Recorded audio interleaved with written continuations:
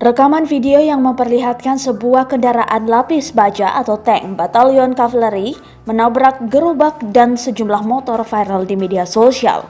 Dari informasi yang dihimpun kompas.com, peristiwa itu terjadi pada Kamis 10 September 2020 sekitar pukul 11.00 waktu Indonesia Barat.